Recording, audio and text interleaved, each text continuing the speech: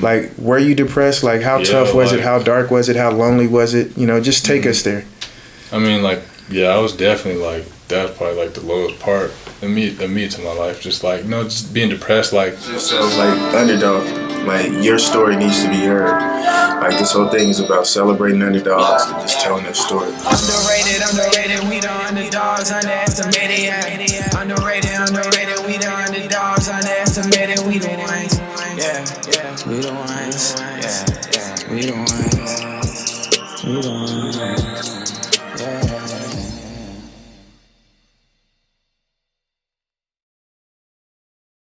I want to challenge you right now to be super vulnerable and talk about, like, take us to the space like when you were at your lowest point, which I would imagine athletically was your sophomore year at Colorado. Yeah. Like, were you depressed? Did you lose confidence in yourself?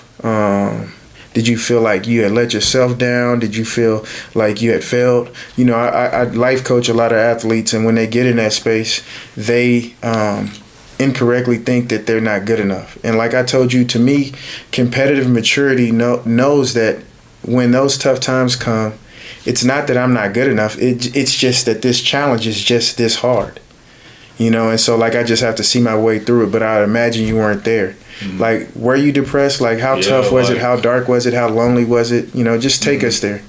I mean, like, yeah, I was definitely like, that's probably like the lowest part of me to my life. Just like, you know, just being depressed. Like, to me, it's just like, no matter what I do, I still wasn't gonna play. You know, like me being me, like me, I've been played all my life. You know what I mean? I ain't never really like sat on the bench or like got 0 minutes. So like that was just kind of frustrating for me. It's like, no matter what I do, I'm not gonna play.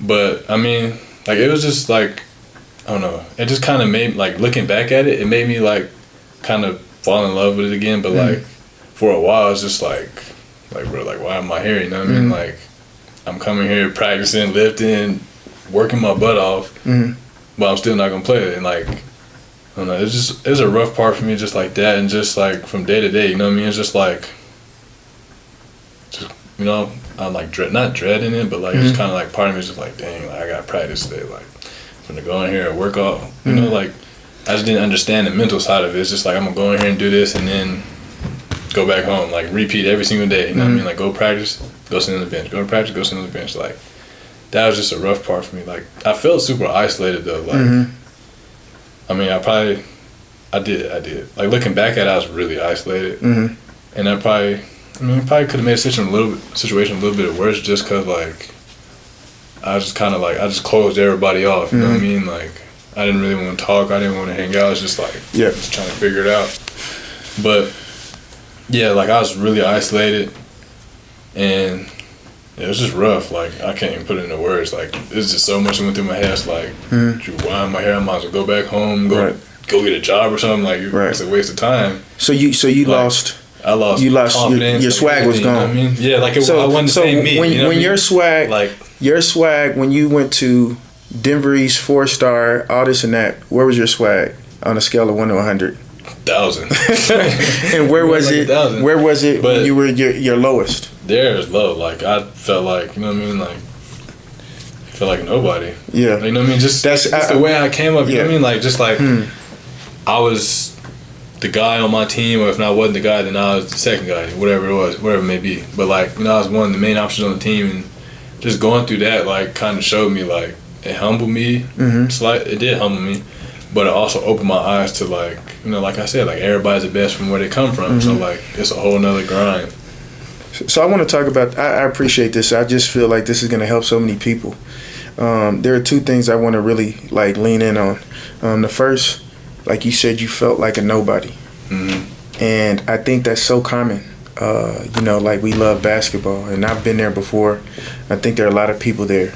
And I think that, you know, that as much as I love basketball, as much as you love basketball, that shouldn't be your identity. You know, because, like, you should never feel like a nobody.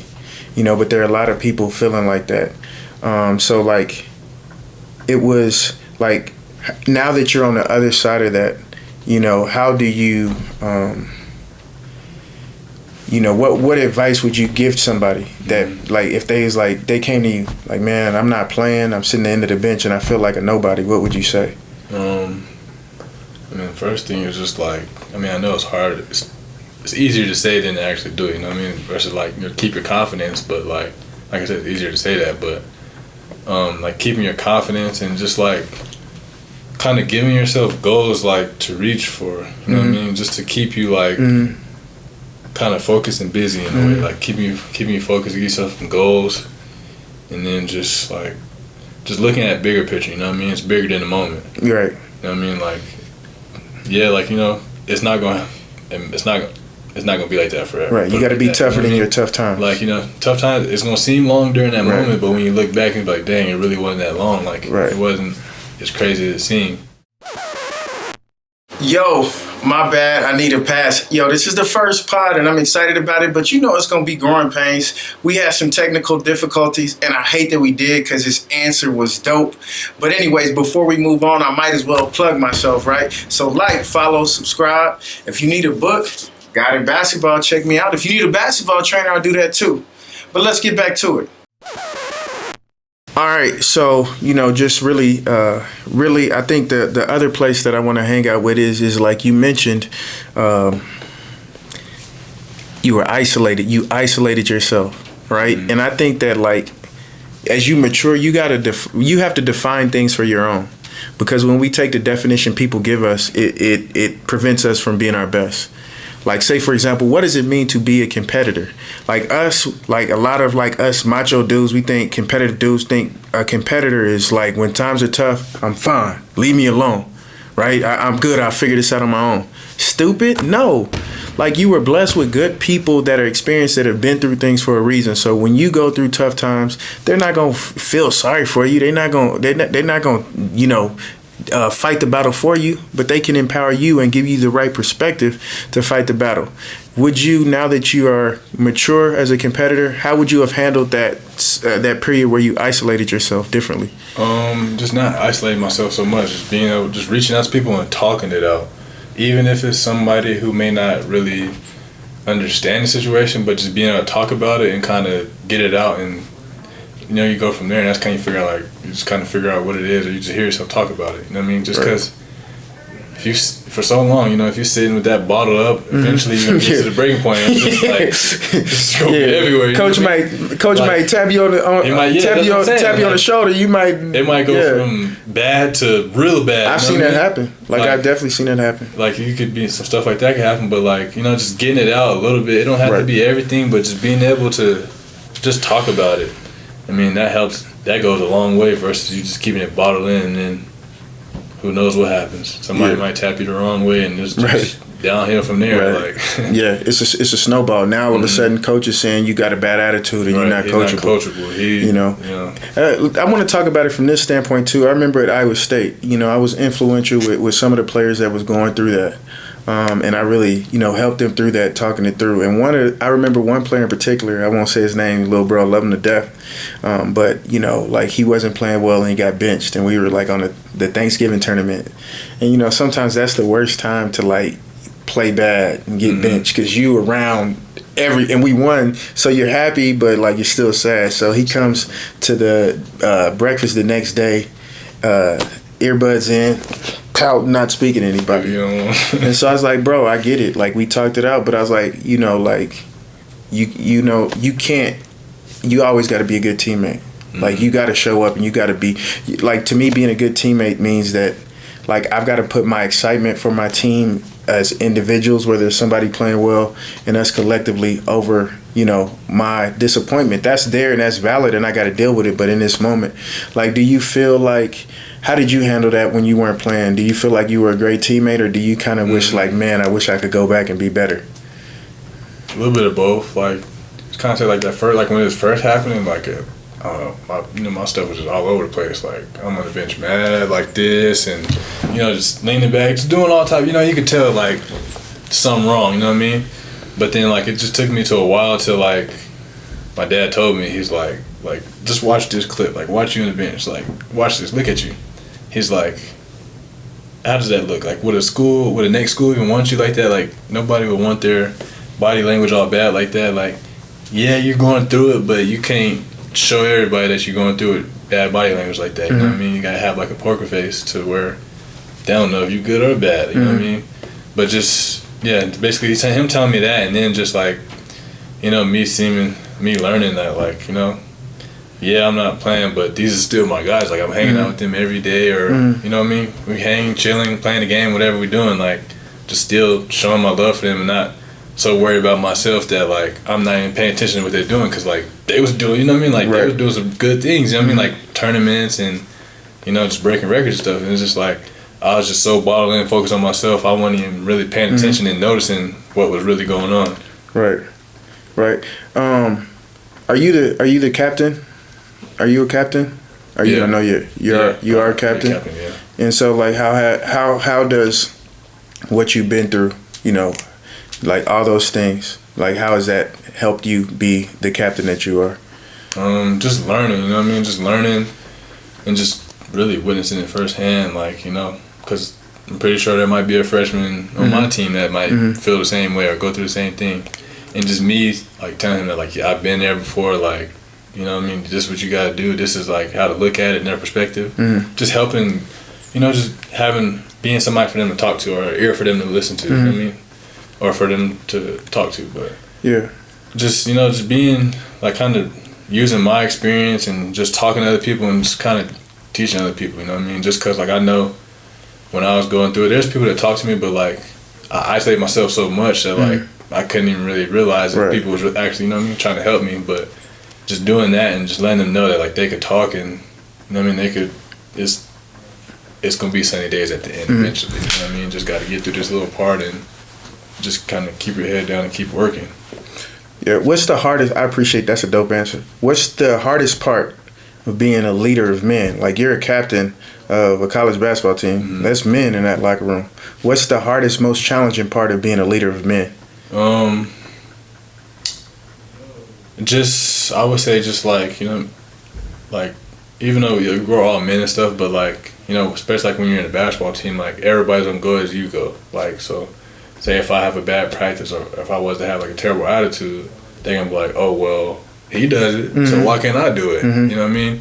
And just like, just knowing that everybody's watching me in a way, you know, I'm the leader, I'm showing by example. So like, if I do good and I push the level up here, then they're gonna push the level up here. But if I'm down here, you know, like not involved, then they're not gonna be involved. So like, just knowing that like people are watching me and I have to, you know, just be my best at all times, be on my P's and Q's. Right. So you said your swag was on 1,000 and then it was negative, right? Where's your swag at now? I wouldn't say 1,000, just because like, you know, that humbled me, but right. I mean, definitely, you know, I feel like I got my swag back, but at the same time, it's just like Coach Mike say all the time, he'd be like, you know, for every 100 people that can handle failure, only one can handle success, or something like that. I think that's a quote. But just like, you know, being able to handle success and still being level-headed, you know what I mean? Like knowing that, yeah, like, you know, I got my name's ringing a little bit, I got this and that, but just still knowing that like I've done something, but it's not over yet. Like I'm not where I want to be. So just learning to play with the success. You know. Yeah. What I mean? So you went from, you know, unrealistic, like fake swag, to no swag, and now we're in that good place, that sweet like spot. Realistic. You know, that humble swag. You know, when did you get that? Like when did you realize, all right, I got this. Like I'm back. Like I'm not even back. I'm back and I'm better. I'm like that. I'm him. Like, when did that come? I'm interested to find out, was there something internal where you knew it before there were results, or did there have to be like some results, like a big game or something like that where you played and then you was like, yeah, I got it. I'm where I need to be. Say like a little bit through my first year at UNC, but like to me it really clicked was like that summer, like after we had lost in tournament, whatever. Like that whole summer, it just clicked. Like you know what I mean, just like consistently, I'm in the gym working consistently. Everything's, you know, my shot feeling good. Everything's feeling good. But like, yeah, that summer going into that first year is just like it clicked. Like confidence was there. You know what I mean? And yeah, it just went from there.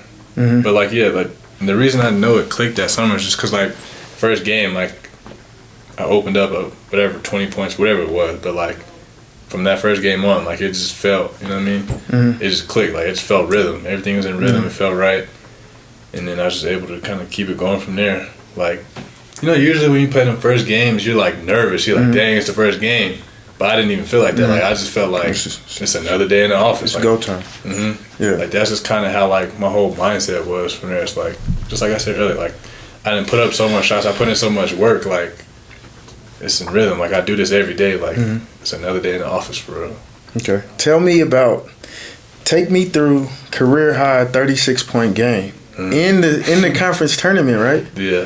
36 points, and if I'm not mistaken, 30 in the second half. Yeah. Like, bro, you gotta take me through that. I mean, so basically we ended up playing Portland State. We had split with them in the regular season. The first half, like, it was rough. Like, nobody was playing well. Like, turnovers, missed shots, like, it just looked bad. It looked like from the beginning, like, all right, it might be over. But, I mean, I don't know. It's just like, it just clicked. Like, I'm just like, all right, it's all right. It is what it is. Like, you know, I'm just keep going, just doing, like, I just do what I do every day. Like, I know if I get to my spots, then this shot's probably going to go in, or I'm going to have a good chance for it to go in.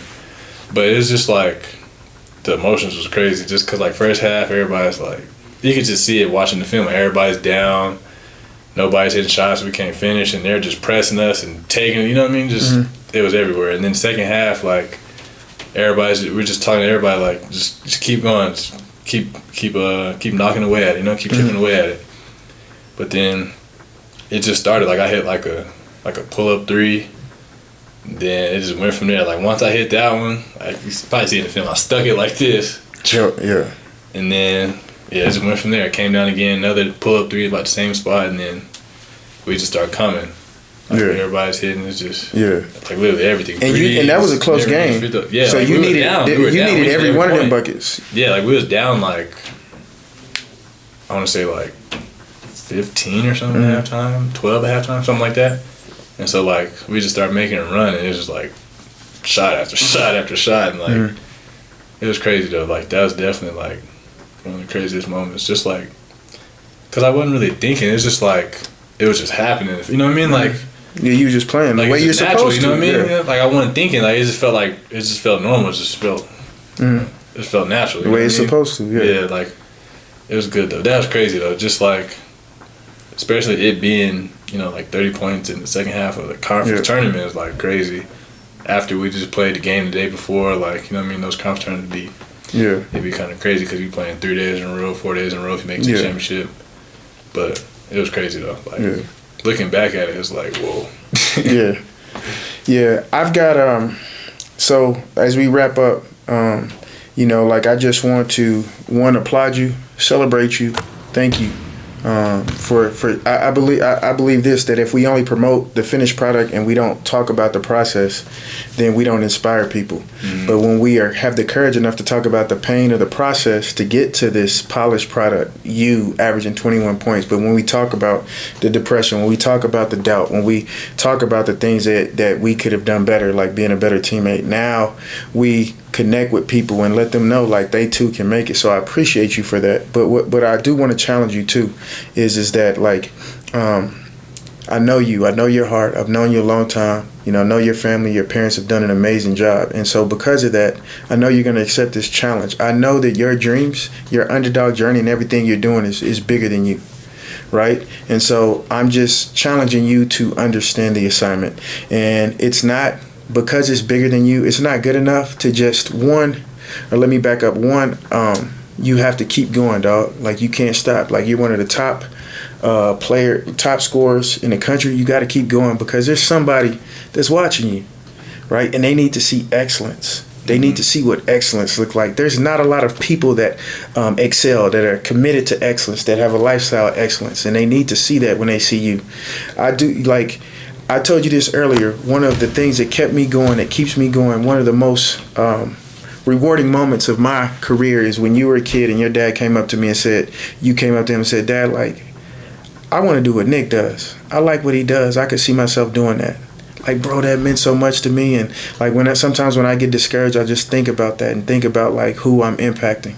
and that makes me go harder, right? So you need to keep going. But then the other challenge is it's not good enough to excel. It's how you do it. How you do it and why you do it. And it's not just for you. Like God has blessed you. You got amazing things going on. You got your clothing line. You got some NIL deals, and you deserve that, and you earn that, and you enjoy that. But it's bigger than that. So I need you to keep going, and I need you to make sure that you do it, continue to do it the right way, because there's so many people that you're going to impact. So you accept that challenge, right? Yeah, I accept it. All right, bet. As we close one, like what we got? Tell us about your gear. You know what I'm saying? Where we can get that at? Oh yeah.